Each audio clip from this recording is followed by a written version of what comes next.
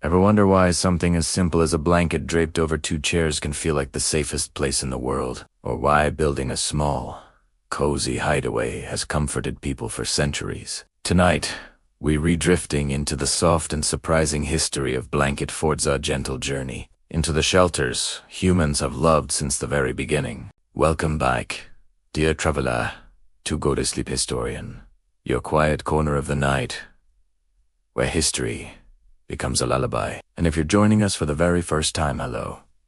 And I'm so glad you're here. This channel is made for resting minds, wandering imaginations, and anyone who needs a soft landing after a long day. Tonight, we'll take a slow, warm walk through the ancient instinct for shelter, the rise of playful hideaways, and the soothing evolution of the blanket fort itself. Together, we'll uncover how a few pieces of fabric and furniture became one of the most comforting little sanctuaries we've ever known. Before we settle in, if you enjoy these calm journeys through history, I gently invite you to subscribe and tap the bell. It truly helps this cozy little community grow, and it ensures you never miss a new sleepy storytelling night. And thank you truly for being here. Whether you drift off in minutes or listen all the way through, your presence means everything. When the spoken story comes to an end tonight, soft, relaxing music will continue for a while afterward, just enough to help you ease deeper into rest, so you can simply listen, settle,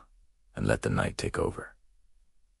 Now, if you're ready, let's dim the lights, pull the blankets a little closer, and step gently into the comforting world of blanket forts. The instinct to hide away. There were moments throughout human history when people sought not grandeur, nor wide-open horizons, but the smallest and simplest comfort.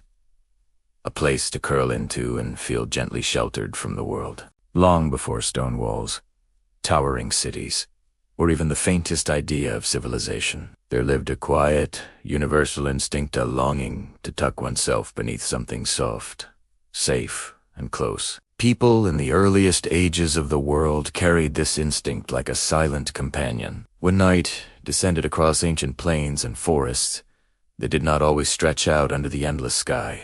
Instead, they gathered branches, stretched animal hides, or pressed into small hollows in the earth. There, wrapped by the closeness of their surroundings, they felt a subtle but powerful calm.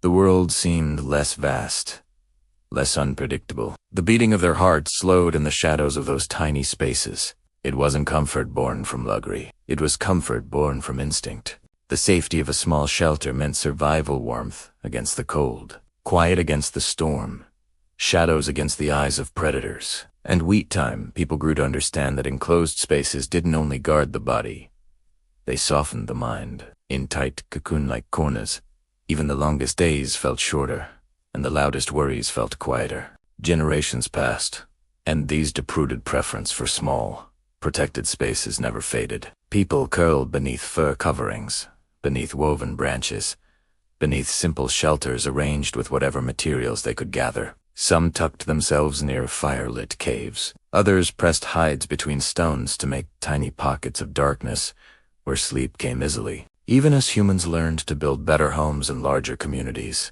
the instinct stayed. Children crawled beneath tables, creating little worlds of their own. Travelers wrapped cloaks tightly around themselves during cold nights, seeking the comfort of a hollow escape within their own garments. Wherever people lived, they carried with them the memory of those ancestral hideouts. And so the idea of coziness, the subtle relief of being enclosed by something soft and familial, became part of the human story.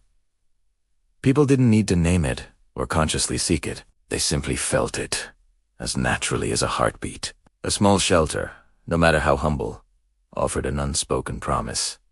Here, you may rest. Here, the world grows quiet. Long before blanket forts ever existed, the feeling they created was already ancient, already sacred, already woven into the shared history of humankind. And as people settled deeper into these tiny spaces, drawing comfort from the closeness around them, another truth emerged, one that would quietly set the stage for centuries to come. In the smallest places, the deepest rest could be found.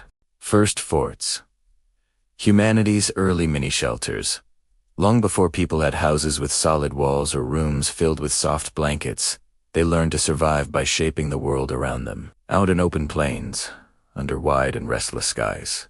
Early humans understood that safety often came in the smallest of spaces. When the wind sharpened or darkness stretched across the land, they gathered branches, hides, and leaves to form tiny shelters, just enough room to sit, curl up, and breathe quietly until danger passed. They didn't think of these as forts, of course. To them, they were simply protection. But if someone could travel back in time and watch those ancient figures settling into their handmade hideaways, the resemblance would be unmistakable. The first blanket forts were not made of blankets at all, but of whatever nature offered: animal skins draped over wooden frames, woven grasses bent into humps, even shallow caves softened with moss or furs. People in hunter-gatherer bands learned quickly that smaller meant safer. A compact space held warmth.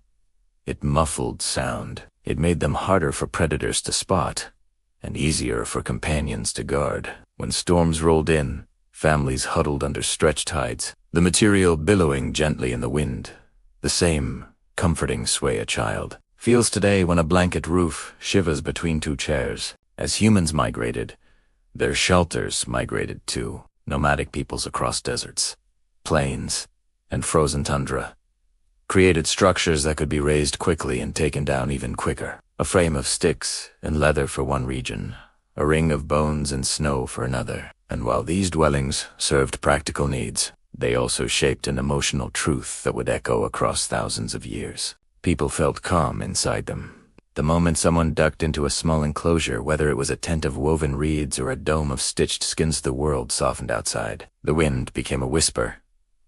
The light dimmed to a gentle glow. Footsteps felt closer, safer, as if the walls themselves held a quiet promise. You're hidden now. You can rest. Even then, there were hints of something beyond survival. Archaeologists have found tiny hearths tucked into snug corners, ornaments hung from low frames, and soft lining laid carefully along the ground. These weren't simply shelters. They were personal sanctuaries. Humans were already shaping spaces for comfort, not just protection. Already creating places that encouraged calmness and closeness. People slept deeper inside those early They dreamed more quietly. They woke feeling sheltered, held by the world rather than exposed to it. And without realizing it, they planted the first seeds of a universal instinct, one that would one day lead to children draping sheets across chairs, building worlds of their own, and rediscovering an ancient truth. A small space can hold enormous comfort. In the next chapter, this quiet instinct deepens as we explore why the human mind finds such peace inside these tiny, enclosed havens. The psychological magic of small spaces. There was something quietly remarkable they found about stepping into a small, enclosed space. People throughout history never fully understood why it felt so natural. Why slipping under a canopy of fabric or settling inside a narrow, sheltered corner seemed to calm the entire body. Yet the feeling was universal, stretching from ancient communities to the modern world. The moment they crossed into a smaller space, the mind seemed to exhale. For as long as people have existed, the world outside had always been large, vast landscapes, shifting weather, unpredictable dangers, overwhelming noise. And though progress changed the shape of those challenges, the instinct stayed the same. Even in safe, familiar homes, the world still demanded their attention, nudging them with responsibilities, tasks, and constant movement. But within a small shelter, no matter how simple or improvised, they could finally let that constant alertness fall away. Researchers in later centuries would give names to this feeling. They would explain that the brain responds to enclosed spaces with a sense of containment and control, that the nervous system relaxes when fewer sights and sounds pass through its gates, that people sleep more soundly when the outside world feels just a little farther away. But long before such explanations existed, people simply felt it. They knew that a narrow cave, a curtained bed, a child's blanket pulled gently over their head, those were invitations to rest, soft barriers between themselves and the world. Children, without needing any theory, understood it best. They would drape blankets over chairs, crawl inside, and instinctively smile. For them, a small shelter wasn't just a hiding place, it was a place where imagination could bloom safely. The dim light and low ceiling made the world feel manageable, as if worries couldn't fit through the tiny entrance. Adults, though they often pretended otherwise, felt the same magic. Even those who claimed to have outgrown childhood comforts would catch themselves leaning into a corner seat, pulling a blanket tight around their shoulders, or retreating to a room with soft lighting simply to breathe more freely. Their bodies remembered what their minds had forgotten. That coziness has a shape, and that shape is never too large. Psychologists would eventually observe an interesting thing when a person enters a smaller space. Their heartbeat softens. The muscles along the back loosen. Breathing slows, deepens, becomes quieter. It is as though the mind senses, in some quiet, ancient way, that it is finally off duty. And so, across centuries, this instinct was carried forward by countless hands. People picked up blankets, hides, fabrics, and wooden frames not merely for warmth or shelter, but for the peace found in confinement. They would build tents, huts, canopies, redding corners, winter nooks, and yes, even the simplest blanket forts be. Something deep inside them whispered that it was the right place to rest. As the world changed around them, this whisper stayed the same. The comfort of a small space became a reminder of a truth older than history itself, that human beings do not always need the wide, open world to feel free. Sometimes, true freedom and deep rest comes from the soft, dim shelter of a tiny space where the world cannot quite reach them. A place where people could finally close their eyes. A place where they could drift. From survival to home comfort, there came a time in human history when the great wandering of tribes began to slow. People settled, built walls, shaped rooms, and created dwellings meant not only to shield them from the elements, but also to cradle them in warmth. And as they learned to tame fire, stitch fabric, and furnish their homes, the ancient instinct for small protective spaces quietly transformed into something gentler, something domestic, familiar, and deeply comforting. In these early homes, the echoes of humanity's first shelters were still present. People no longer slept beneath branches bent by the wind or hides stretched over wooden poles, yet the feeling of being enclosed, tucked away from the vastness of the outside world, remained cherished. Historians often speak of great halls, stone hearths, or timber beams, but if one looks closer, they find something much softer hidden between those lines. Corners draped with cloth beds, tented with curtains and alcoves carved into walls as if designed for the sole purpose of evoking safety. Long before modern bedrooms existed, people of many cultures built sleeping spaces that resembled miniature worlds of their own. In medieval Europe, for example, they crafted box beds, wooden enclosures with sliding doors or heavy curtains. These were not merely beds, they were tiny private chambers inside much larger rooms. A family might share a crowded hall, but within the box bed, one could withdraw into a pocket of warmth and dimness. It was a fort in all but name, a place where the world felt manageable again. Children, adults, elders, everyone understood the comfort these spaces offered. People found that drawing fabric around themselves or sleeping beneath a canopy softened the edges of the night. Light fell differently inside an enclosed bed. Sounds faded. Drafts stopped. In those simple architectural choices, the old instinct to hide away lived on. People of the Middle Ages also hung thick tapestries on their walls. Ostensibly, these were for insulation or decoration, but they also served another purpose. They created intimacy in rooms that otherwise felt vast and cold. Behind the tapestry, a little gap often formed a secret place where a child might slip during a game, or where adults might store something precious. Even then, small spaces held a sense of mystery and personal refuge. In wealthier houses, canopied beds became symbols of status, but beneath the surface, there were still humble havens. Heavy drapes could be pulled across to block out breeze and noise. Servants slipped through drafty corridors. Fires crackled in open hearths. Storms battered wooden shutters, but inside the canopy, people felt suspended in a quiet pocket of their own. The sensation was not unlike the sheltered feeling of a modern blanket fort, a temporary barrier between oneself and the noise of the world. Far from Europe, other cultures designed their own forms of sheltered rest. In Japan, traditional homes often contained low, partially enclosed spaces beneath lofts or behind screens. Fusima and shoshi walls could be slid shut to create small, intimate rooms. places where the light dimmed and the air grew still. Though not originally meant as forts, these spaces provided the same subtle comfort. People gravitated toward them instinctively, sitting in the quiet corners with tea, or sleeping in compartments that felt cocoon-like. In the Middle East, nomadic groups used tents made from woven goat hair strong enough to withstand harsh winds, yet surprisingly cozy within. When pitched, their sloping walls formed protective shadows, and families arranged rugs and cushions to create soft hollows for rest. Even after many settled into cities, people continued draping fabrics indoors, layering textiles around seating areas so that the warmth and intimacy of the tent would remain. These early expressions of human coziness reveal a deeper truth.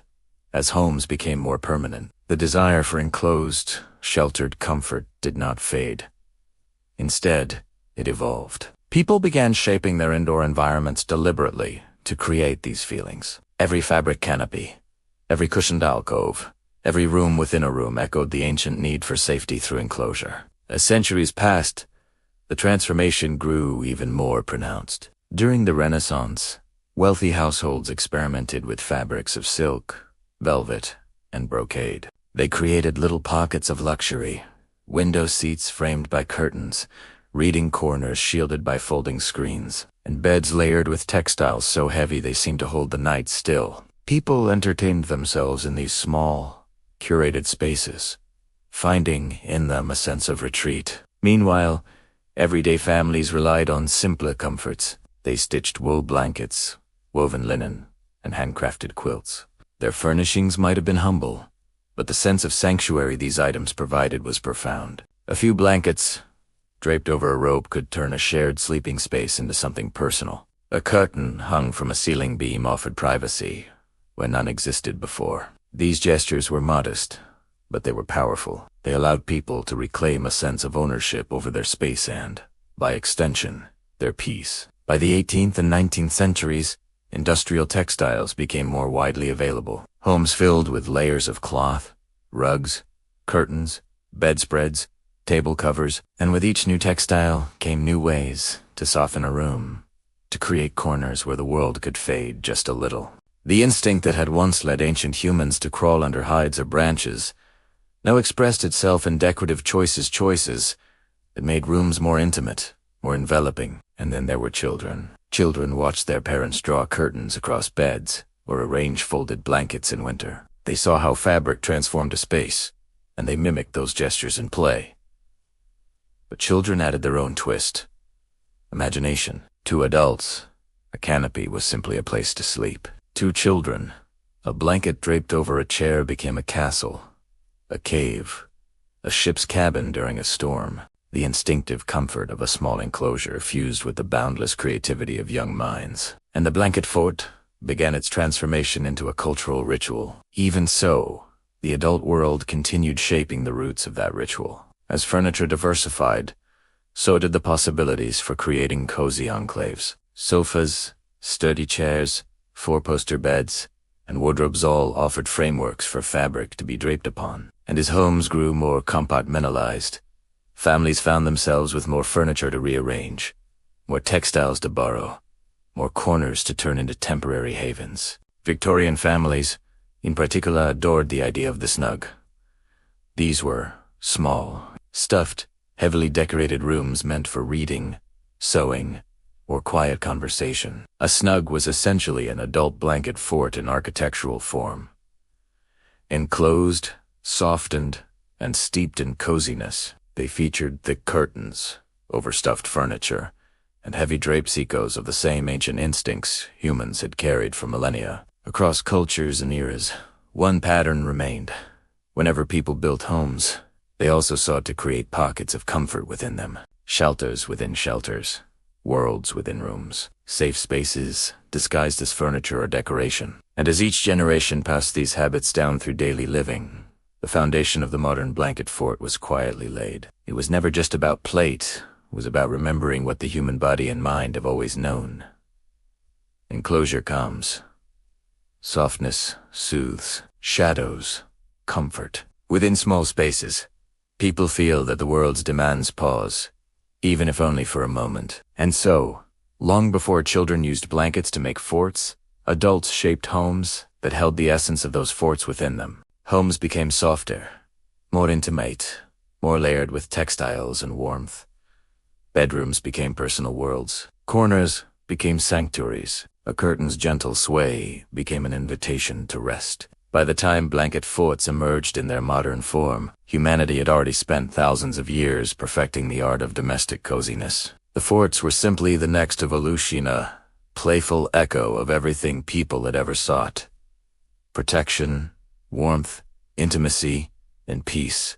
And though modern homes look vastly different from medieval box beds or ancient tents, the feeling remains familiar. When people drape a blanket over a couch, or curl beneath a canopy, they are participating in a lineage older than history. They are recreating, in miniature, the shelters that once kept early humans warm beneath star-filled nights. It is comforting to think that such a simple act carries so much quiet heritage, that every small space built for comfort, whether a medieval bed enclosure or a child's improvised fort, links people back to their earliest ancestors. Across time, across cultures, across countless generations, the desire remains the same: to feel held by the space around them. And in this way, the journey from survival shelters to home comforts is not truly a transformation, it is a continuation, a soft, enduring thread that runs through human history, woven into every blanket and echoed in every space where people feel safe enough to close their eyes and rest. Childhood takes over 1,100 to 1,300 words. Smooth, sleepy, soft-paced. There came a moment in history when the gentle lineage of shelters, nooks, tents, and small safe spaces slipped into the tender hands of children. It did not happen suddenly. Rather, it unfolded quietly, like a blanket drifting down from a laundry line, settling into the waiting arms below. Over centuries, people had perfected the art of comfort, hiding beneath hides, sleeping beneath canopies, retreating behind curtains. But it was the young who would turn those comforts into worlds of their own. For as long as anyone could remember, children had always been drawn to small spaces. They crawled beneath tables while adults talked above them. They tucked themselves between the legs of chairs. They found corners no one else had noticed. The instinct was ancient, a miniature echo of the deep-rooted human desire for shelter. But what children would do next with that instinct was something altogether different. They would transform shelter into imagination, and imagination into play. Long before the phrase blanket fort ever existed, households everywhere were full of fabric, furniture, and free afternoons. In medieval homes, simple wooden chairs stood near fireplaces, cloaks hung heavy on pegs, and woven blankets rested across beds. Children discovered that by draping those blankets over a beam or across two stools, they could create something magical, something that was entirely theirs. Adults rarely questioned it, because to them, it looked harmless. Even charming, a sloping canopy of warm wool, a child's head poking out from beneath the folds, and quiet laughter echoing underneath. Children quickly learned that the best spaces were the ones adults couldn't quite fit into. Beneath a table, a child found a world hidden from grown-up eyes. Beneath a cloak hung over two chairs, they found a dim cavern lit by a tiny candle or a shard of daylight slipping through the fabric. It was private, secret, and safe. The three ingredients that made their imaginations ignite like sparks. As households evolved and furniture became more varied, so too did children's constructions. The 17th and 18th centuries brought more textiles. Quilts, shawls, household linen, curtains that could be pulled down in a moment of mischief. By the time parlors and sitting rooms became common, homes offered a treasure trove of structural possibilities. Sofas became walls, armchairs became towers. The underside of a staircase became an undiscovered kingdom. And while adults saw blankets as tools for warmth, children saw them as sky. The inside of a fort could be anything. A cave where gentle creatures slept, a merchant's tent in a bustling marketplace, a captain's cabin on a wooden ship, or even a quiet, moonlit palace far away from chores, lessons, and the clatter of everyday life. Nothing about their world was fixed. A single draped sheet could become a mountain pass one afternoon, and a royal throne room by evening. By the 19th century, the transformation of children's play had reached new heights. Homes were warmer, fabrics more plentiful, and afternoons longer. Many families had parlors designated for company, But when visitors were gone, children reclaimed the space. It was not uncommon for a mother or a caretaker to enter the room and discover that chairs had been dragged across the floor, quilts were hung over the backs like sails, and the entire room had become an enchanted forest, one best entered with permission from its tiny architects. The adults learned to step carefully. They also learned that disturbing such a creation too soon could result in heartbreak. And so, many left the forts untouched, allowing them to stay up for a day or two, sometimes even longer. Some fathers, returning home from work, would pause in the doorway, glance at the sprawling creation, and whisper to the other adults, "Best to leave it. They're building something important." They might not have understood what that something was, but they sensed it mattered, and truly, it did. Children were not simply hiding beneath blankets. They were practicing independence, creativity, confidence.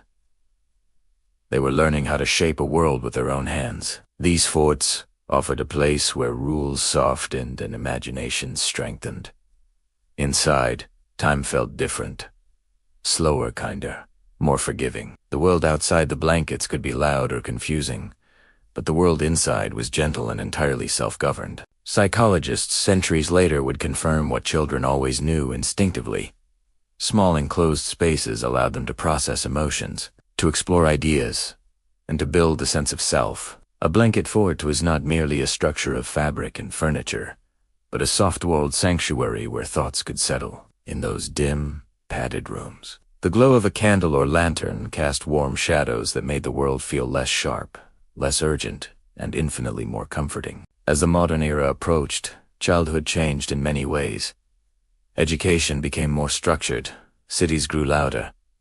Life became faster, but the blanket fort refused to disappear. It adapted. The 20th century introduced living rooms, soft couches, carpeted floors, and entertainment systems. On rainy afternoons, children gathered their pillows and blankets, shutting out the storm with whispered excitement. The sound of rain became the soft soundtrack to their fort's interior. Television added a new layer. Children now built forts facing the screen, turning their fabric cocoon into the world's smallest private theater. A single blanket draped over 2 chairs created a viewing tent where cartoons flickered blue and gold across soft fabric walls. To the young, this felt like magic, a secret cinema that belonged solely to them. Generations passed, but the pattern remained. Every child, no matter the era, discovered the same truth. A blanket had the power to transform any room, and every home, whether large or small, held the raw materials needed to build a world.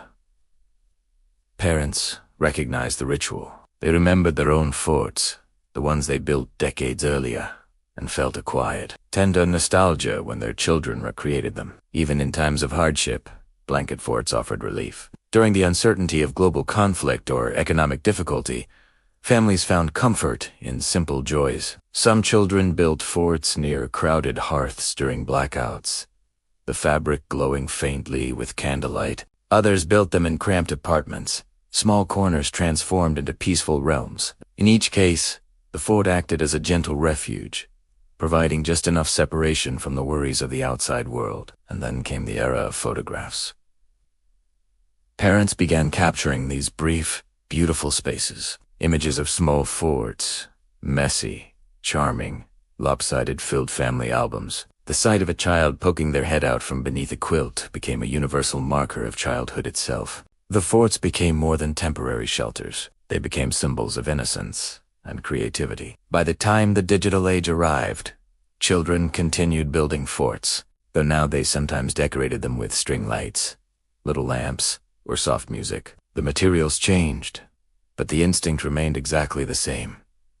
Make a world within a world, and let your imagination rest inside it. Even when screens multiplied, even when technology grew louder, the quiet interior of a blanket fort still offered something screens could not replicate: a small, warm room where the mind could exhale. Through all these centuries, children carried forward a tradition older than recorded history. While grown-ups built homes, cities, and fortresses of stone, children built shelters of softness. They taught the world that comfort did not require walls, that safety could be crafted from the simplest materials, and that imagination was a kind of architecture all its own. By this point in the sleepy journey, blanket forts were no longer just echoes of ancient shelters or playful diversions. They had become a defining feature of childhood, a universal language spoken softly across generations and cultures. A quilt draped over two chairs meant the same thing on one continent as it did on another. A small, safe world created by small, safe hands. And so, as the chapter gently folds closed, like a blanket settling over a tired child, the story of blanket forts reaches a new stage. These forts were no longer solely for survival, nor merely for comfort. They were now tiny kingdoms, shaped by imagination itself. They belonged to the young, and through them, the timeless human desire for cozy shelter found its most joyful expression. The golden age of imaginative forts. There came a time, not so long ago, when the world found itself wrapped in soft upholstery, warm textiles, and a new kind of domestic comfort. People didn't know it then, but they were quietly entering what would later feel like the golden age of blanket forts, not because someone declared it, nor because architects wrote pamphlets about the art of indoor hideaways, but simply because homes themselves were changing. And with every change, a new opportunity arose for coziness, creativity, and the delightful act of escaping beneath a makeshift roof of cotton and cushions. In the years following the great conflicts of the 20th century, people sought comfort not in grand gestures, but in the gentle, everyday moments. Families brought more furniture into their homes. Couches grew deeper and softer. Blankets multiplied in linen closets, and living rooms, once formal spaces reserved for guests, began to transform into the lively, lounge-ready heart of the home. Children played in them. Adults relaxed in them. Pets napped in them. These rooms became soft landscapes full of possibilities, and within them, the perfect ingredients for blanket forts began quietly gathering. Television arrived, too, glowing softly in its wooden box, humming like a gentle fireplace. It became a reason for everyone to gather in one place, especially during long evenings and rainy weekends. And as families sat together, children would glance around at the chairs at the coffee table, at the neatly folded blankets, and feel a spark of imagination that seemed as old as childhood itself. They would begin draping fabric between chairs, anchoring blankets with books, and crawling into their growing creations with a sense of pride. What emerged was something far more than a structure. It was a private world within a shared home. Parents, for the most part, understood. They watched the fort building with quiet approval, sometimes offering a spare sheet or a heavier pillow to steady a sagging roof. It wasn't only because the forts kept children quietly occupied, though that was certainly appreciated. It was because parents recognized something familiar in the joy of tucking oneself into a tiny, self-made space. Some remembered the forts of their own youth. Others simply recognized that blanket forts were little islands where children could feel powerful, imaginative, and safe. Inside those forts, whole universes were invented. People of this era would later recall, with soft nostalgia, entire afternoons spent inside their makeshift dens. The blanket walls became castle battlements, cave entrances secret bases, deep forests, and snow lodges. A single flashlight beam could transform the space into a cozy candlelit cabin. Toys and books were carried inside like provisions for an expedition. And once the final pillow was placed, once the last corner of the blanket was tucked securely, a quiet magic settled over the space. There was something special about the mixture of fabric, shadow, and closeness. Sound softened as it passed through the layers of blankets. Light dimmed in a gentle, forgiving way. Even the air felt different, calmer, warmer, and still. Children didn't know the psychology behind it, yet instinctively, they felt it. They felt the comfort of a little world that belonged solely to them. The world outside, the fort sometimes chaotic, sometimes noisy, slipped away. Inside, everything slowed. And as children whispered to each other or read storybooks by the glow of a toy lantern, they unknowingly practiced one of humanity's oldest habits, seeking refuge in a shelter of their own making. Furniture helped shape this golden age. Chairs were sturdy and wooden, perfect for supporting fort roofs. Sofas were plush, with thick cushions that could be rearranged into walls and entryways. Sewing machines hummed in homes, creating curtains, quilts, and drapes that often found second lives as fort materials. Even carpets became part of the experience, soft foundations that made the forts feel grounded and safe. Families often shared these spaces. Siblings would negotiate their roles. One would be the architect, choosing the layout. Another, the decorator, selecting pillows. Another, the guard or explorer. Sometimes, adults joined the fun, crawling in awkwardly but laughing as they settled inside, knees folded, remembering a childlike pleasure they had nearly forgotten. For many, these forts became sacred in their own small way. They acted as shelters from rainstorms, beating against the windows, from the drama of school days, from the changes and uncertainties of growing up. A rainy Saturday could turn into a full-day adventure beneath a blanket roof. Some children even slept inside their forts, lulled by the softness of fabric, swaying gently with each breath of the house. As the decades passed, materials continued to evolve. Synthetic fabrics became lighter and softer. Plush toys grew bigger and cuddlier. Flashlights became safer and brighter. Battery-operated lanterns offered a warm, flickering glow without any danger. Everything in the home seemed to lean, almost accidentally, toward making forts easier and more enjoyable. Television programming also played its part. Saturday morning cartoons became a tradition for many, and a blanket fort made the experience even more immersive. Children would wake up early, tiptoe into the living room, and quietly construct their forts before the first show even began. Some families kept dedicated fort blankets, worn and beloved, perfect for transforming into tents at a moment's notice. And yet, even as technology advanced, the forts remained charmingly low-tech. They carried no wires or screens, only soft fabrics and gentle shadows. In a world that was rapidly modernizing, they remained simple and timeless little reminders that joy did not always require complexity. Adults of that era often spoke fondly of the forts that allowed them to unwind. With so much structure in the adult world job's schedules, responsibilities there was something liberating about a small space that required no planning. A place where one could curl up with a book, sip a warm drink, or simply breathe quietly. Some adults even found themselves building forts alone after a long day, though they rarely admitted it aloud. This was the era when blanket forts began appearing in family photo albums, preserved as little pockets of domestic history. Parents captured images of their children peeking out from beneath patterned sheets, giggling behind curtain-like entrances. These photographs, yellowed at the edges today, reveal a universal truth.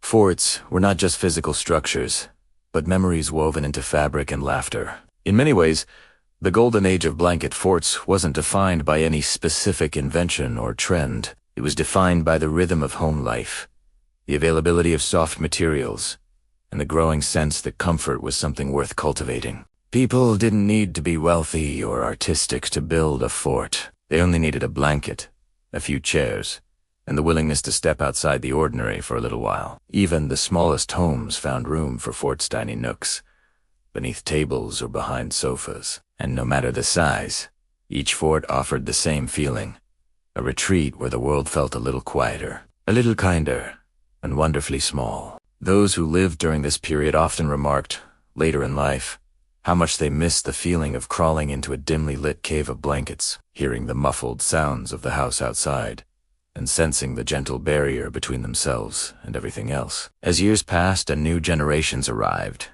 the love for forts didn't fade. Instead, it became something parents passed down naturally, a tradition without formal instruction, a ritual as simple as it was comforting. And this is why the era is remembered as a golden one, not because it set records or produced famous architects, but because it taught people that home was a place where imagination and comfort could quietly meet. That within the chaos and speed of modern life, there remained a simple way to carve out a space that was soft, self-made, and endlessly meaningful. Inside these forts, people rediscovered something ancient, something instinctive, a return to shelter, to calm, to childhood wonder. And though the forts themselves were temporary, the feeling they created a tender mix of coziness, safety, and quiet delight remained with them long after the blankets were folded and the chairs set back in place. Adult forts. From play to lifestyle, they never truly outgrew the longing for small, sheltered spaces, though most people liked to pretend they had. Childhood blanket forts eventually dissolved into memory, replaced by the seriousness of adult responsibilities. Yet, In quiet moments, when the world pressed heavily on their shoulders, people found themselves gravitating back toward the comforting idea of a place where they could duck inside and disappear for a while. And so, slowly over the centuries, the blanket fort transformed, not vanishing, but maturing. What once belonged to children became a surprising sanctuary for adults seeking calm, escape, and a touch of wonder.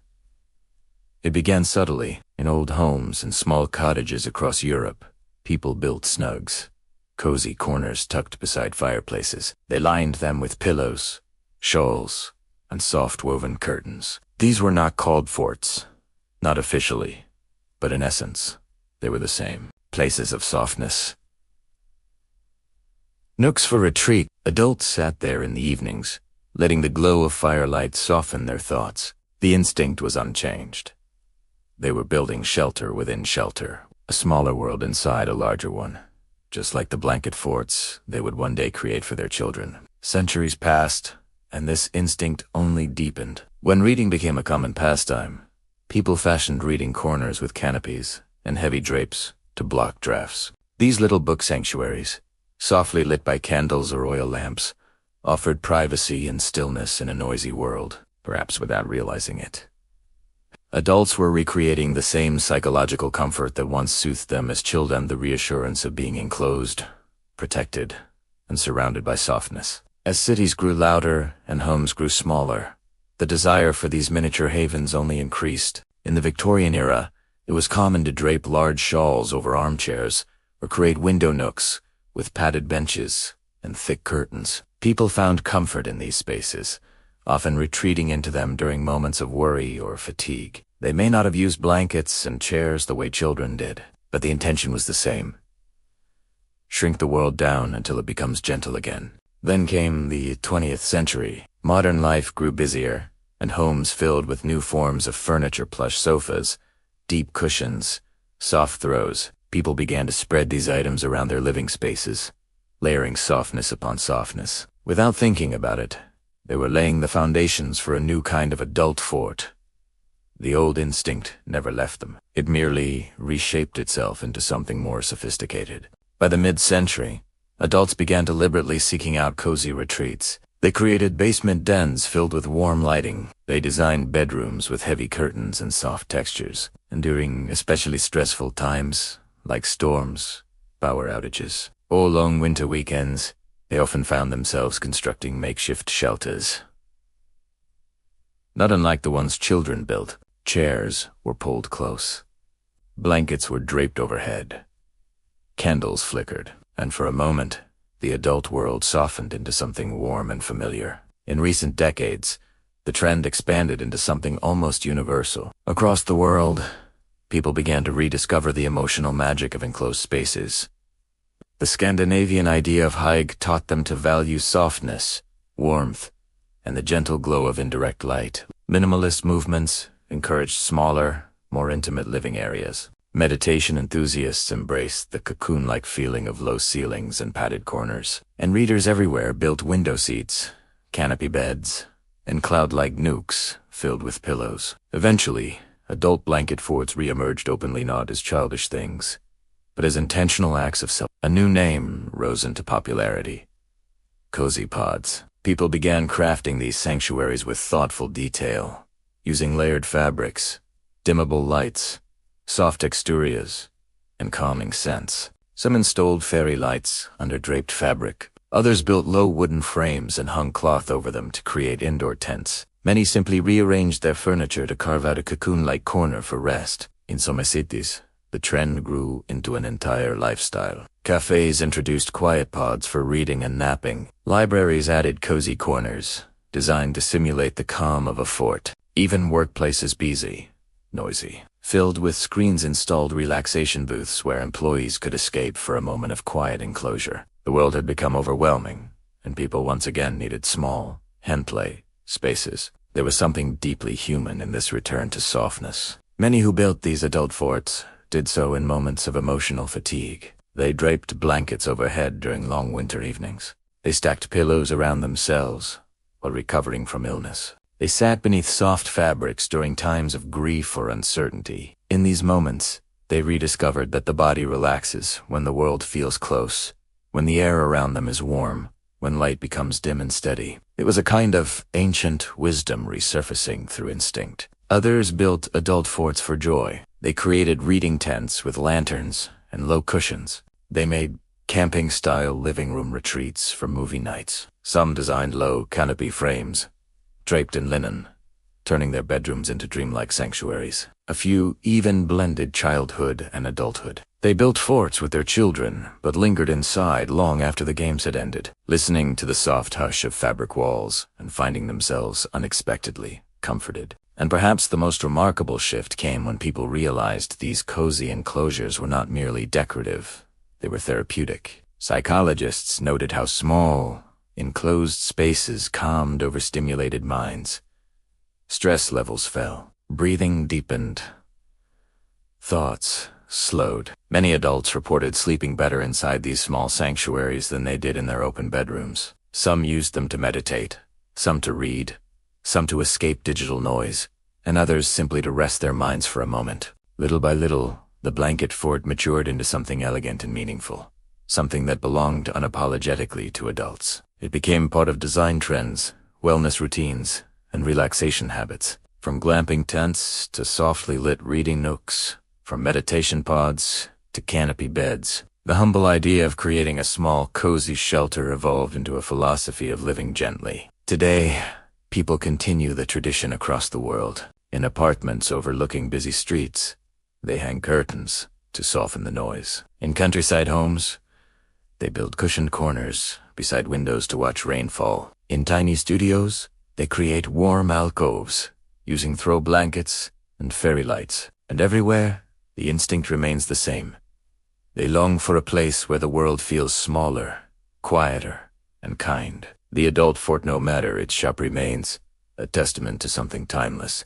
People never outgrew the desire to curl into a small space and breathe more eagerly. They didn't move past their childhood instincts. They merely learned to express them with the grace of adulthood, and with every soft corner built, every blanket draped overhead, every pillow placed with intention, they reaffirm a truth older than memory. Humans find peace in places that embrace them gently. In these spaces, adults return to a feeling they once knew, long before life became complicated, a feeling of safety, of warmth, of quiet belonging, and in that soft, sheltered glow, they reconnect with something simple and profoundly human, a comfort that has followed them through every age of their lives. The anatomy of the perfect blanket fort. There was a quiet kind of wisdom woven into the way people built their blanket forts. At first glance, it all looked simple: some chairs, a few blankets, maybe a pillow or two tossed carelessly underneath. But when they looked closer, they would discover a kind of gentle architecture at work, something halfway between instinct and art. And while no one wrote lengthy instruction manuals on how to build these small, cozy shelters, people across centuries seemed to follow the same subtle principles, as if guided by a universal memory of comfort. To understand the anatomy of a perfect blanket fort, they first had to picture its skeleton, the humble, unassuming frame that held everything together. Throughout history, humans had always relied on simple structures to create small pockets of safety. In ancient times, it might have been a few wooden rods tied with rope, or branches layered into a tent-like triangle. Indoors, long before modern furniture, people propped up hides using pottery jars or leaned poles against the inner walls of their homes. Today, the most common building tools were chairs. Not because chairs were strong or tall or particularly engineered for fort building, but because they stood quietly in every household with a willingness to help. Their backs rose like miniature pillars, and their seats created predictable anchor points. People would turn them around, push two together, or separate them to form narrow corridors, letting the wooden frames become the bones of their little refuge. Couches played their own gentle role. With soft edges and wide surfaces, they acted as natural boundary walls that required no engineering. They allowed the fort to feel grounded, stable, and safe, giving the builder a comforting starting point. Some preferred to press the back of the couch against a wall, letting it form the entire left side of the fort. Others used it as the central hub, draping blankets from the couch's top edge to the chairs around it, creating a kind of sprawling, tent-like canopy. The structure, however, was only the first part. No fort survived without the blankets themselves, the very heart of the creation. And while any blanket would do in the excitement of childhood, people quietly knew that some blankets simply felt better than others. A heavier blanket one with a bit of weight and drape could stretch across a wider span without slipping. It hugged the tops of chairs, fell gently between supports, and created an even, shadowed ceiling. The lighter blankets, thin and fluttery, worked best as inner layers or as decorative canopies closer to the ground. They softened the light, creating gradients of warmth and color overhead. Then came the pillows. They may not have been structural, but they were foundational to the spirit of the fort. People placed pillows along the sides, creating plush walls that muffled sound and softened sharp edges. They spread them across the floor, layering them like the forest floorings of old nomadic tents, where pelts and hides once cushioned travelers from the earth. A well-cushioned floor could transform any cramped corner into a miniature sanctuary, something that invited people not merely to sit, but to settle. But building a blanket fort was not simply an act of stacking and arranging. It was an emotional process, a quiet act of shaping the world into something gentler. People often discovered this while adjusting their fort's height and shape. If the ceiling sat too low, the space felt tight, even suffocating. But if it sat too high, the sense of enclosure faded, and the fort felt more like a drafty tent than a cozy den. There was a delicate balance, high enough for movement, low enough to wrap the builder in soft shadow. As they stretched the blankets across their supports, the fabric created a subtle, irregular rhythm, small dips, soft curves, folds that caught faint light, and made the interior glow like a lantern lit at dusk. These folds mattered. They softened the world. They diffused sound. They created shadows that calmed the mind. It was almost as if the structure breathed. The entrance, too, required a gentle touch. For centuries, small shelters were designed with low openings. Warmth stayed in better that way. Blanket forts followed the same quiet logic. People often created a flap-like entrance, a corner of blanket draped loosely, or a gap between the couch and a chair. It created a feeling of crossing a threshold, of stepping away from the loud, bright world outside into a softer, quieter place where time seemed to slow. Inside, the first sense to settle was sight. Light filtered through the blankets in warm, muted tones. The outside room might be bright, but inside the fort, the world softened. Colors turned into shadows. Movement became calm and slow. People often found themselves whispering instinctively, as if the walls themselves encouraged a quiet voice. And in that whispering atmosphere, they felt something old and familiar, an echo of nights spent beneath sheltering tents, canopy beds, or childhood coverings pulled over their heads. Sound was the next sensation to shift. The blankets absorbed the sharper noises of the outside world, distant conversations, footsteps, the hum of the day. What filtered into the fort was muffled, softened, blurred around the edges. The human mind responded to this instantly. With fewer sounds demanding attention, the nervous system relaxed.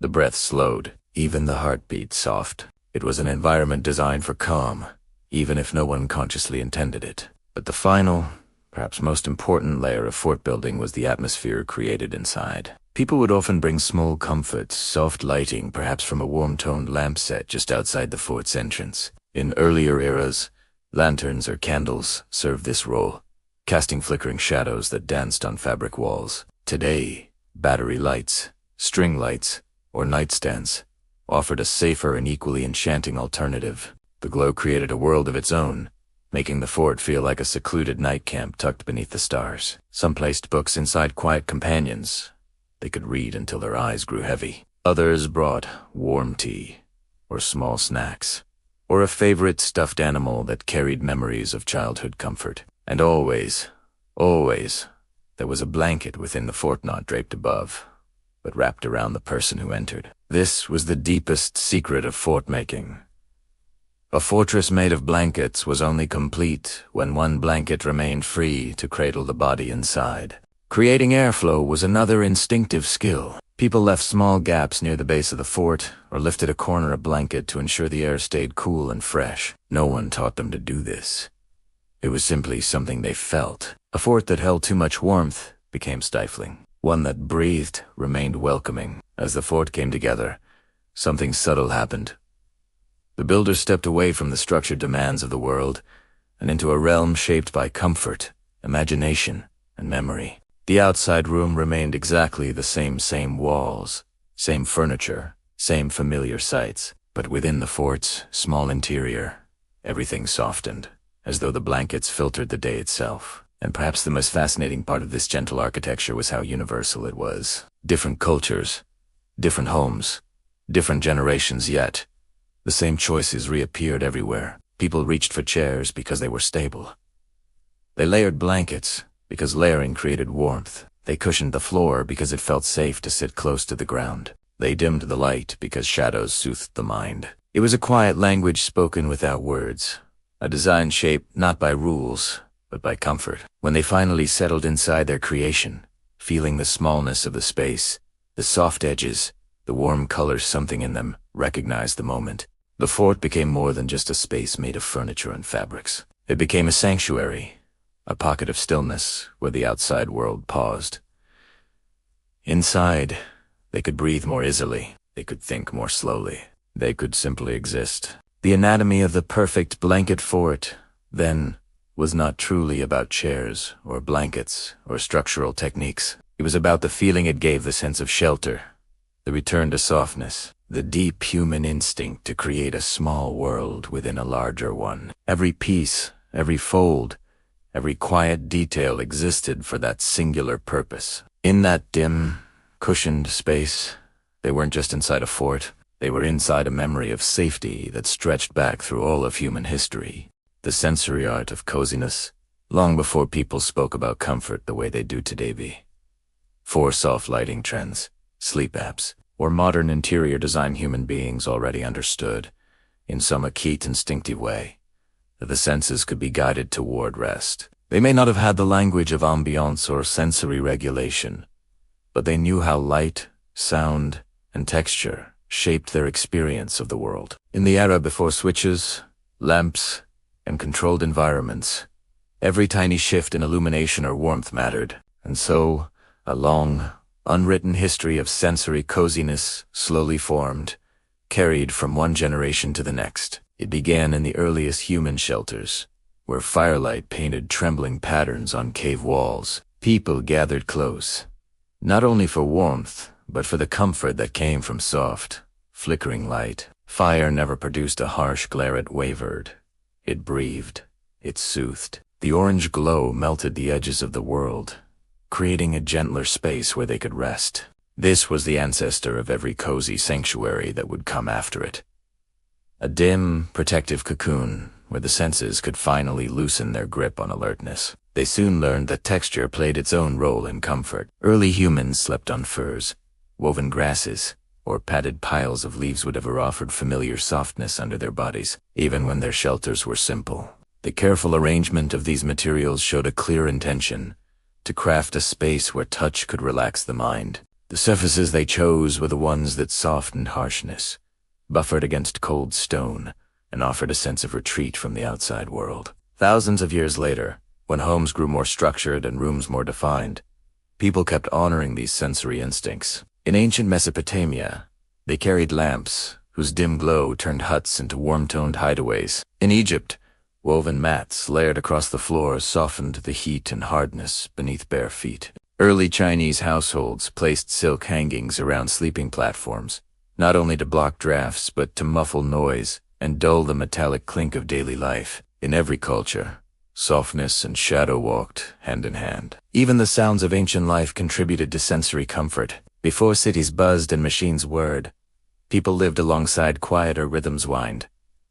Brushing through reeds, distant animal calls, the gentle rustle of woven fabric shifting above them. When families gathered inside enclosed spaces, their voices rarely needed to rise above a whisper. Shelters kept sound contained, reducing the world to something smaller and more manageable. Children drifted to sleep hearing the low murmur of adults telling stories in the evening, accompanied by the steady pulse of crackling fire or night insects. This quiet tapestry wrapped itself around the senses like a blanket, calm and familiar. As societies grew, so too did the art of shaping cozy interiors. Medieval households, despite their reputation for drafty stone, understood the power of controlling light and air. People hung heavy tapestries on walls, not only for decoration or insulation, but for the soft, muffling effect they created. When those tapestries moved gently in the breeze, they cast slow-moving shadows that soothed the mind. Bed curtains, drawn at night, reduced the chaos of a shared room into a small, private chamber. In those intimate spaces, people fell asleep, watching candlelight play across woven fabric, its glow rising and falling like the breath of a living thing. Textures also became more refined. Wool blankets replaced rougher coverings, and people layered their bedding for softness and weight. The sensation of being enveloped, of sinking into warmth, became central to rest. They didn't have scientific studies to explain why heaviness calmed them, but they knew from experience that a well-weighted blanket steadied the spirit after a long day. Across the world, similar sensory wisdom emerged. In Japan, households used shoshi screens to soften sunlight, turning harsh brightness into gentle luminosity. Tatami flooring offered a subtle springiness beneath the feet, absorbing both sound and impact. In the Nordic regions, pelts, thick woolens, and candles protected people from cold and darkness, creating warm pockets of life inside long winters. Everywhere, people read the language of their senses and responded with quiet ingenuity. Ivan scent had its place in the historical art of relaxation. In many ancient cultures, fragrant woods were burned during the evening cedar. Pine, sandalwood, and myrrh. These scents drifted through homes, signifying that it was time to wind down. In medieval Europe, people stuffed herb pillows with lavender, chamomile, or mint to calm the mind. In the Middle East, the soft aroma of incense followed evening prayers, merging spiritual quiet with sensory comfort. These smells didn't overwhelm. They simply whispered in the background, signaling safety and stillness. Light, of course, remained the most influential element of sensory coziness. As lighting evolved, oil lamps, candles, lanterns, hearthfire, warm tones continued to soften the world. People always preferred these amber glows to anything cold or glaring. Lantern makers learned to tint glass in gentle hues, creating diffused illumination long before the idea of mood lighting existed. Even when wealthier households installed glass windows, they often draped them with fabrics to filter sunlight, transforming daytime rooms into warm, sheltered spaces. Centuries later, when industrialization changed the world, many people found themselves longing for the sensory softness of earlier eras. Gas lamps grew brighter and harsher. Factories clanged into the night, but inside the home, especially at the end of the day, families still lit small lamps and pulled heavy curtains closed. In their private corners, they recreated the ancient patterns of dimness and protection that humans had relied on for comfort since prehistory. This timeless sensory wisdom is exactly what made blanket forts such beloved spaces, though often playful and improvised. These little shelters capture the same principles people had used for thousands of years. Dim light, softened sound, warm textures, gentle shadows, and the safe feeling of enclosed space. Inside them, harsh brightness vanished, replaced by filtered glow from whatever small lamp or crack of hallway light seeped through the blankets. Textiles muted noise, making the world feel distant. The very act of crawling inside signaled to the body that it could loosen its tension. Historical interiors and childhood forts shared a striking similarity. Both relied on sensory simplicity. No sharp edges, no cold lights, no loud interruptions, just muted space. People of all eras knew that the senses needed shelter as much as the body did. In Maniwalis, blanket forts are modern echoes of ancient practices. When people drape fabric over furniture, they unknowingly recreate the tents of early nomads. When they line the floor with pillows and soft blankets, they mirror the layered bedding traditions of countless cultures. When they dim the lights, they channel the wisdom of firelit nights and candlelit rooms. And when they sit quietly inside, surrounded by stillness and warmth, they connect with a universal, age-old longing to feel safe, enclosed, and gently removed from the chaos outside. Throughout history, sensory coziness has not been a luxury, it has been a quiet necessity, a way for people to regulate their thoughts, to calm their breath, to transition from alertness to rest. Whether they lived in caves, stone cottages, nomadic tents, or modern apartments, They shaped their environments according to the same inherited instincts. And so, as blanket forts continue to appear in living rooms and bedrooms across the modern world, they carry with them a long lineage of sensory understanding, the muted hush of fabric, the filtered glow of light, the warmth of layered textiles. All of these elements speak directly to something ancient within the human mind. It is a history whispered through touch, light, sound, and scent, reminding people that comfort has always been a sensory art. Forts across the world. Shelters in many lands across the turning wheel of history. People found comfort in places that were small, soft, and safe. Even long before the first blanket was ever draped across the back of a chair, they were building their own versions of cozy shelters, little pockets carved out of wind and weather. As centuries passed and continents shifted with new cultures, these spaces took on different shapes, different materials, and different meanings. And yet, when viewed from a quiet distance, they always expressed the same gentle need. The desire to rest in a place that felt like one's own. They called them huts, tents, nooks, chambers, hideaways, resting rooms. But in their essence, they were forts, comforting shelters built by people everywhere, long before the modern blanket fort became the emblem of childhood coziness. In the vast grasslands of Central Asia, people fashioned round tents from felted wool and wooden framework structures we now call yurt. Two people living on those endless plains. The yurt was both fortress and cradle. It stood firm against the fierce winds, yet it held warmth with remarkable tenderness. Inside, soft carpets, muffled footsteps, and a round crown of light entered through the smoke hole above. Even in the fiercest winters, families gathered close to a central fire, wrapped in layers of wool, listening to the murmured stories of their ancestors. Horses snorted just outside, and cold stars glittered over the plains. But within the circular walls, there was always a sense of safety, a sense of belonging. The world might have been immense outside, but inside the yurt, life felt small, protected, and warm. Far to the north, where daylight and darkness traded seasons like old friends, another kind of shelter stood against the cold. Inuit communities created igloos, domed sanctuaries, carved from blocks of compact snow. Their walls refracted light until the interior glowed with a soft, blue-white radiance, the kind of light that quiets the mind. People huddled inside, wrapped in furs, while lamps carved from stone burned slowly. The snow walls muffled the howl of Arctic winds, turning the world outside into a distant whisper. The igloo did not simply block the cold, it transformed it. Snow became insulation. Winter became silence. Isolation became peace. Even today, the image lingers.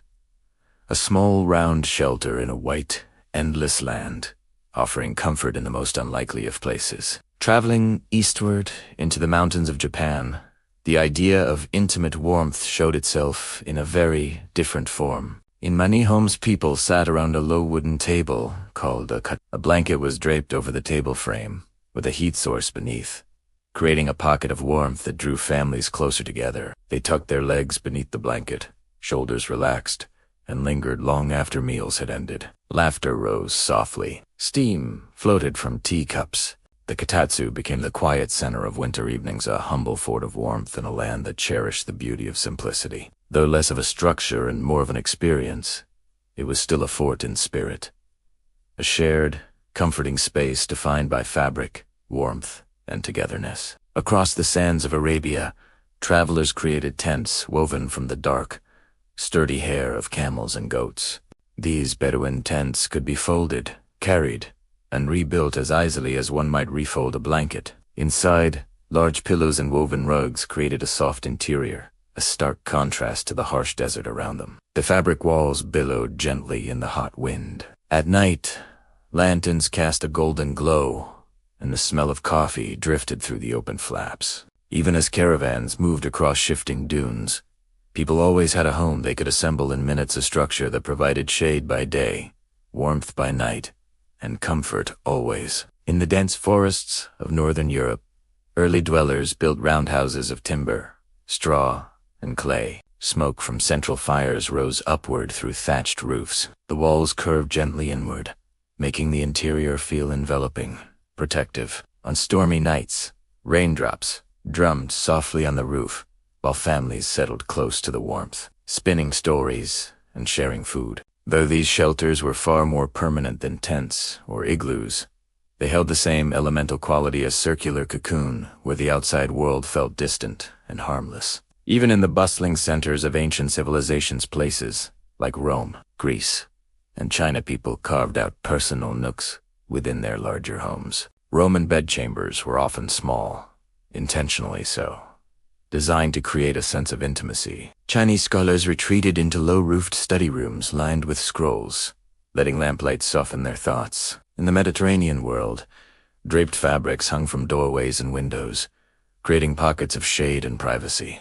Every culture, no matter how grand or vast its cities became, found ways to create small sanctuaries within larger spaces, and beneath all of these structures certs, glowing with felt-lined warmth, igloos shimmering with winter light, kotatsu, blankets warming chilled feet, Bedouin tents, drifting across silent deserts, roundhouses whispering with smoke. There was always the same constant. People finding a way to feel at ease. People shaping materials into comfort. People searching for soft light, gentle spaces, and the quiet reassurance of shelter. In time, many of these traditions would fade, or evolve, or transform into something entirely new, but the instinct behind them would persist. The desire to curl into a refuge, to soften the world for a moment, to create a pocket of quiet within noise. This never left humanity. And though today the materials may be lighter, the designs smaller, and the structures temporary, the spirit remains unchanged. The blanket fort, humble and playful as it may seem, carries the memory of all these ancient forms. It is a modern echo of shelters built across continents and centuries, each one shaped by the same quiet need: warmth, safety, and peace.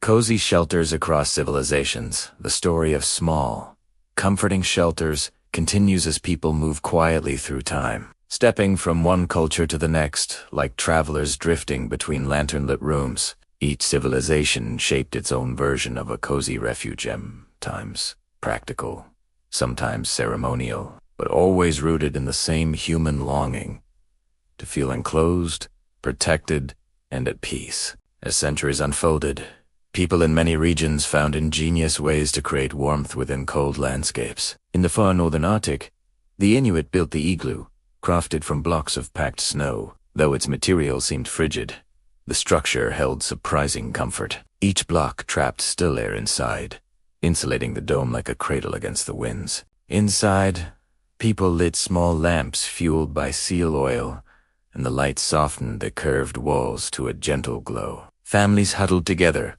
sharing stories as the snow muffled the world outside. In that cocoon of ice and warmth, they proved that a shelter does not need soft fabric or wooden beams to feel deeply cozy. It simply needs to keep the world at bay. Far across the ocean, in the valleys and mountains of Japan, families gathered around a very different kind of refuge. A table frame, a heavy, warm blanket, and a glowing heat source beneath it created a communal haven. Evenings unfolded with the same quiet rhythm: tea poured into small cups, the soft rustle of the blanket as people tucked their legs underneath, and the relaxed chatter drifting like steam. The kotatsu offered warmth not only through heat, but through togetherness. Children, elders, and friends shared the space, cocooned within the same blanket. It was comfort through closeness, a gentle reminder that warmth can come from companionship as much as from fire. In the Middle East, where winds swept across deserts and landscapes shifted like tides of gold, the Bedouin crafted tents woven from goat hair fabric. These tents expanded and contracted depending on the weather, fibers loosening slightly during cool nights to keep heat inside, then tightening during the day to block the sun. Travelers slept beneath broad sheets of cloth held up by simple poles, finding shade and softness against a wide, open world. There, people found a portable sense of home, discovering that comfort could move with them. Wherever the tent settled, that spot became a place of peace for the night. Meanwhile, in Central Asia, vast steppes invited a different kind of structure. The yurt, circular and sturdy, yurts stood firm against winds that stretched endlessly across grasslands.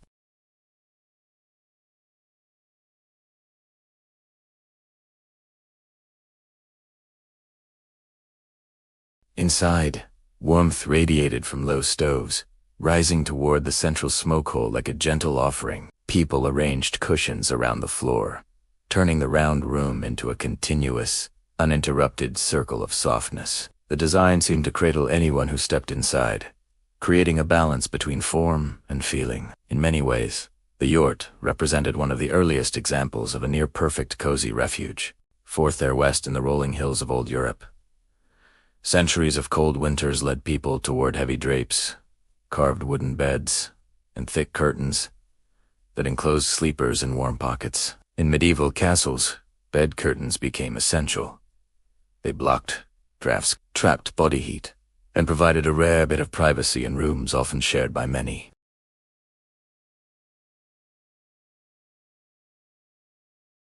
The smallest corner of a large stone hall could be transformed into a snug hideaway, reminding people that even in the grandest settings, comfort was found in the smallest spaces. Southward in India, the monsoon seasons shaped unique shelters as well. Homes often featured alcoves and recessed spaces built into walls, small, shallow rooms where people could rest, read, or escape the noise of the household. During rains, the air carried the scent of wet earth, and water drummed softly outside. Inside these niches, the world slowed down, encouraging a peaceful stillness.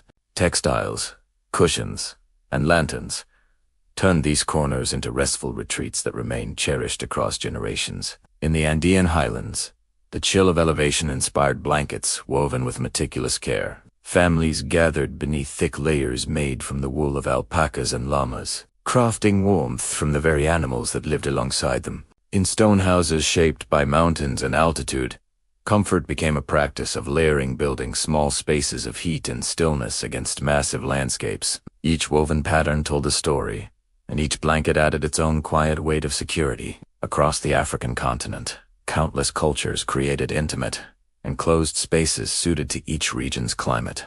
In forested regions, small huts built from thatched grasses offered bright interiors that glowed when sunlight filtered through the fibers. In the savannas, mud brick homes with rounded walls maintained cooler temperatures, providing gentle pockets of shade. Everywhere, where people shaped their shelters not only to protect themselves, but to create environments where rest could truly settle in. Through all of these civilizations, Arctic igloos, Japanese katetsu tables, nomadic tents, Central Asian yurts, European bed nooks, Indian alcoves, Andean blankets, African hutsta, pattern emerges the same. People constantly sought smaller, softer, more enclosed spaces as answers to the basic human need for refuge. They built shelters not just to survive, but to feel held. And as time moved on, even as modern homes grew taller and more complex, that ancient instinct remained. People still lowered themselves into cozy corners, still built quiet spaces to retreat into, still found comfort in warmth that wrapped around them, whether created from snow, felt, fabric, wood, or earth. Every culture discovered that a small, sheltered space could cradle a tired mind into calm. The story continues into the present day, where people rediscover this timeless pattern in new forms: soft lights, warm blankets, quiet rooms, and in doing so, they echo the same longing their ancestors carried, a longing for stillness, enclosure, and gentle peace. Why blanket forts help us sleep normal? Go to sleephistorianstyle.com. Cozy, historical, deeply atmospheric. They say that sleep comes easiest, not when the world becomes quiet, but when people feel sheltered from it. And as night drapes itself across the centuries, one truth returns again and again.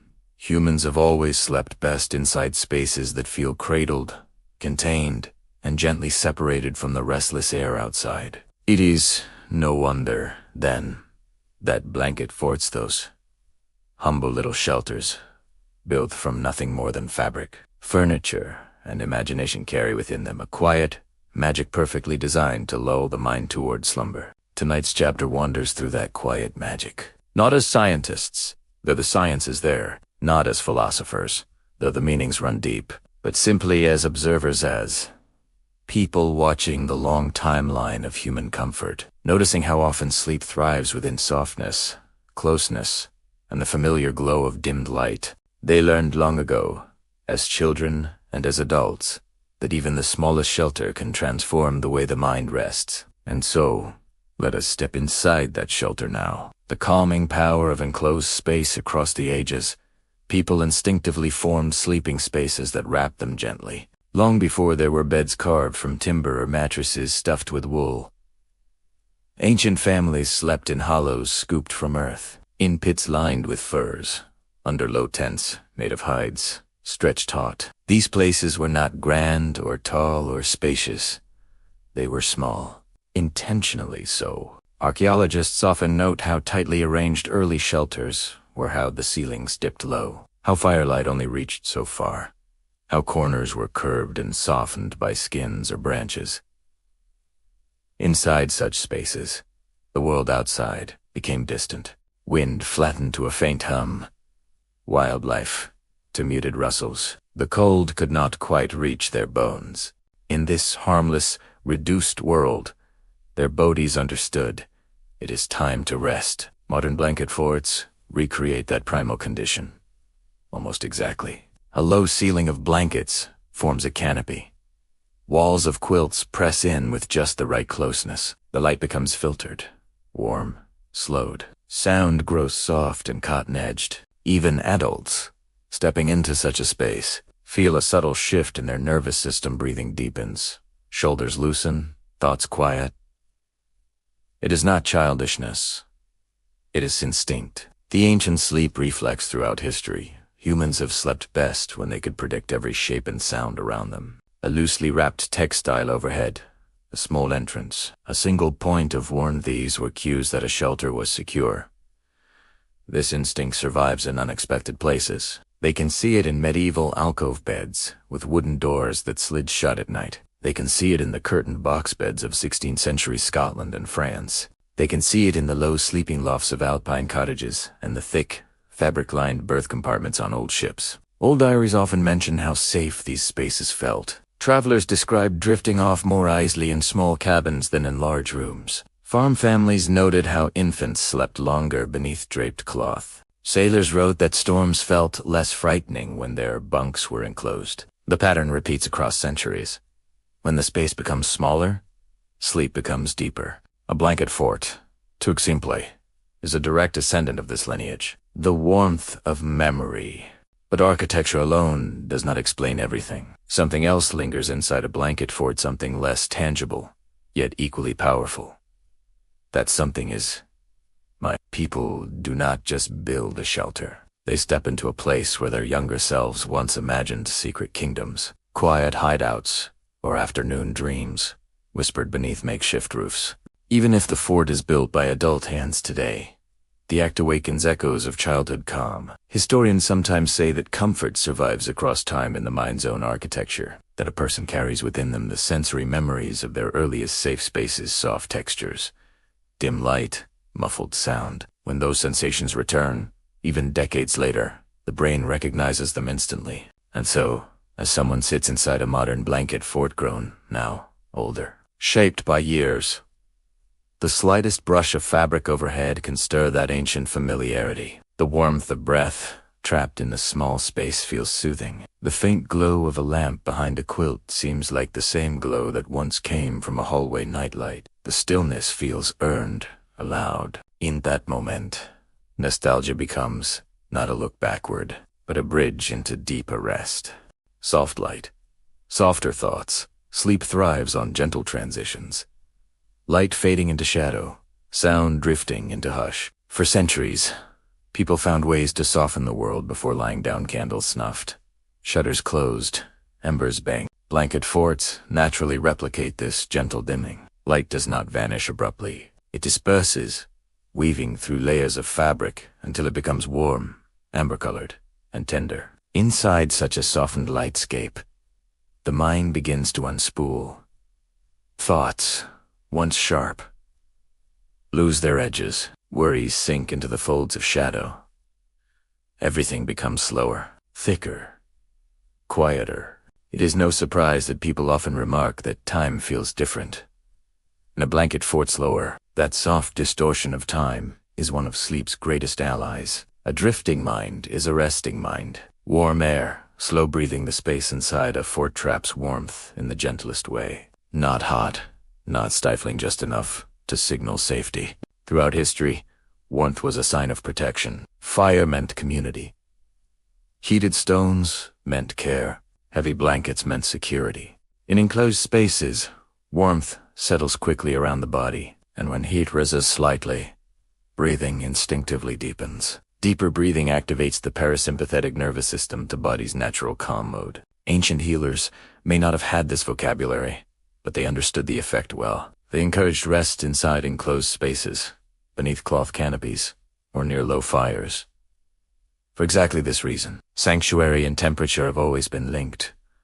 Modern blanket forts deliver the same result. Within minutes, the rhythm of the breath slows, the chest rises with ease. The mind follows the body into gentler terrain. This, too, is why people fall asleep so easily inside them. A sanctuary of one's own, there is something quietly powerful about choosing one's boundaries, even temporary ones. A blanket fort is not built by architects or mandated by necessity. It is built by intention, by choice, by a small wish to step away from the world, just for a little while. And throughout history, the act of creating a personal space has always carried emotional weight. Medieval scholars pulled curtains around their writing desks. Sailors carved tiny storage cubbies in their sleeping quarters. Buddhist monks arranged mats and screens in patterns unique to each individual. Even in crowded conditions, people made microspaces that signaled, "Here, I rest." A blanket fort.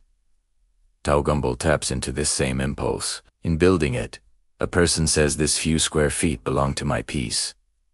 This small dome of fabric is where I soften. This moment is mine to breathe." That is a profound, deeply human kind of refuge. The final drift toward sleep. As the chapter nears its own soft ending, imagine someone now settling into their little fort, knees tucked loosely, blankets pooled, shadows warm and harmless. The air is still. The world outside the fabric walls blurs into distant nothingness. In this small sanctuary, centuries of instinct, memory, and quiet comfort all gather at once. The mind grows heavy in the gentlest way. The body knows what to do. Sleep approaches not like a command, but like a familiar friend returning. And as they drift, the fort holds them, just as shelters have held people for thousands of years. Just as soft enclosures will continue to cradle sleepers long after this night is past, here, wrapped in fabric and history alike, they surrender to rest. Building your dream fort tonight, as the world settles into its quietest hours. People everywhere feel that familiar pull toward comfort, toward the small, safe places that have soothed humans since the earliest traces of shelter. And so, guided by memory, instinct, and the touch of imagination, they began to build a sanctuary of their own. A dream fort, a place where history, warmth, and stillness meet. They start in a dim room, one where the lights have already softened to a warm, gentle glow. Not bright enough to demand anyone's attention, but not so dark as to lose the comforting edges of the space around them. Just enough light to keep the mind at ease. Before them are the simple pieces of their sun-to-be refuge.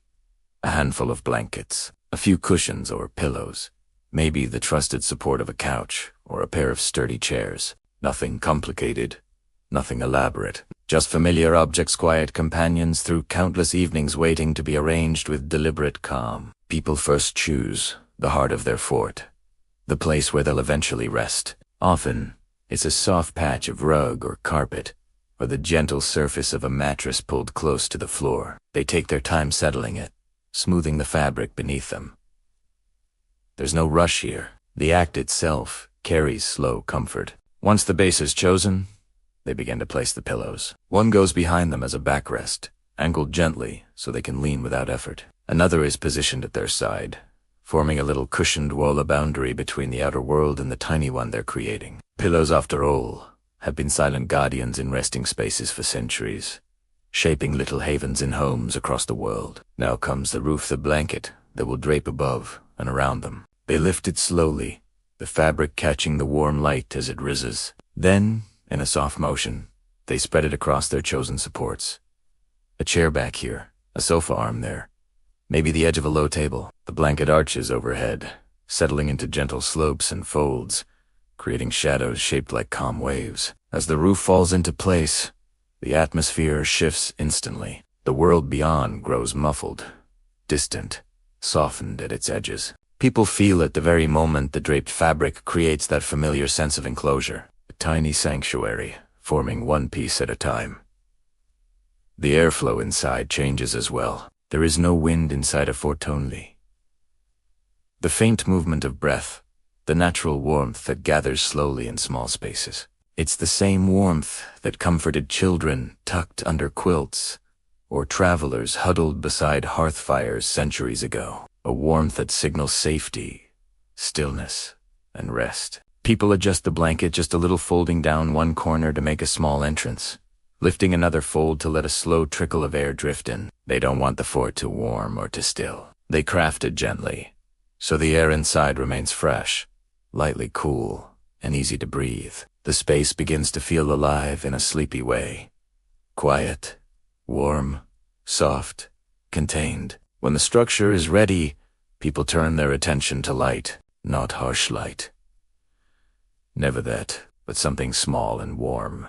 Something reminiscent of lanterns, embers, or the dim glow of distant candles. Some place a single lamp outside the fort, letting the glow filter in through the blanket, diffused into a watercolor wash of gold. Others tuck a few lead fairy lights along the edges, soft, enough to soothe, faint enough to fade as the eyes grow heavier. Inside this warm half-light, the fabric walls glowed gently, becoming tinted hues of amber, honey, or early dawn. The shadows fall softly, as if they've been shaped with care. Then comes sound. People choose what feels right, a slow, steady hum of ambient noise, or a rustle of imaginary leaves, or the faint echo of waves that seem to roll from some faraway shore. The sound isn't meant to enter. It's meant to fill the quiet, like a soft backdrop of comfort.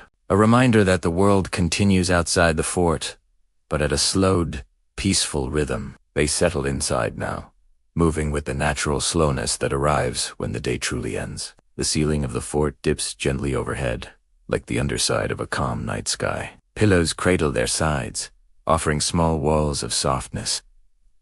Breath becomes deeper. Shoulders lower. The whole body grows heavy, not with exhaustion, but with release. Deep, steady release. Around them, the blankets soften every noise and shadow. Every movement becomes muted, deliberate. The world outside cannot intrude here. Inside the fort, time stretches and loosens. Thoughts drift easier. The mind no longer feels the need to hold itself upright. People lie back slowly, maybe adjusting one last pillow or the curve of the blanket above them. The fabric shifts slightly as they move, settling into place like a gentle exhale. The air feels warmer now, contained, safe. The glow of the lights glimmers faintly across the folds of the roof. The fort becomes its own little universe. As they rest, they begin to sense the layers of comfort gathered around them. The softness beneath them, shaped by pillows and blankets. The enclosed air, warm but breathable, like a perfect cocoon. The dim light, whispering calm into every corner. The architecture of childhood nostalgia, woven into every seam. And the quiet, ancient instinct that says you are sheltered here. This feeling stretches back farther than memory, back to tents of woven reeds, hide shelters in icy winds, small corners beside ancient hearths. People have always built little pockets of peace. Tonight, they've created a new one, a personal echo of every sanctuary that came before. Now, lying in the center of their finished fort, people allow themselves to breathe a little slower. The body loosens. The eyelids grow heavier. The gentle dimness around them seems to move in rhythm with each breath, expanding and settling in a slow, natural tide. Each inhale brings in the faint scent of fabric, lean, comforting, familiar. Each exhale lets go of whatever remains of the day, its noise, its weight, its restless corners. The soundscape softens even further, becoming almost a whisper. The warm glow fades into deeper amber. The air inside the fort grows still, perfectly still. People tuck one last corner of the blanket near their shoulder, sealing themselves fully into the sanctuary they've created. It feels like returning to something ancient, something the body understands without words. And gradually, as their breath becomes steady and slow, the edges of the world blur. Thoughts drift away into soft shapes. The fort becomes not just a structure, but a small floating island of warmth, carrying them towards sleep. The ceiling above fades into shadow. The sound becomes distant. The warmth spreads through their chest, down their arms, across their legs. Sleep approaches quietly, slow, gentle, and certain. Inside their dream fort, they feel completely safe, completely sheltered, completely at rest. And with one last soft breath, they drift into the night, carried by the quiet sanctuary they built with their own hands, held be warmth by stillness, and by the timeless comfort of a tiny, perfect fort. Sleep comes easily now, softly, fully, peacefully. And so, dear wanderer of cozy histories, our journey through the comforting world of blanket forts comes to a gentle close.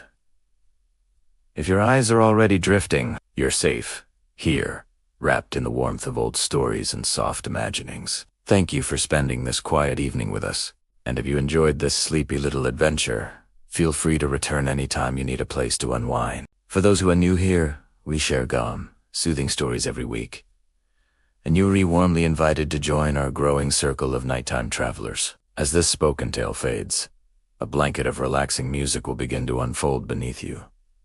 Soft, steady, made to carry you the rest of the way into deep, peaceful sleep.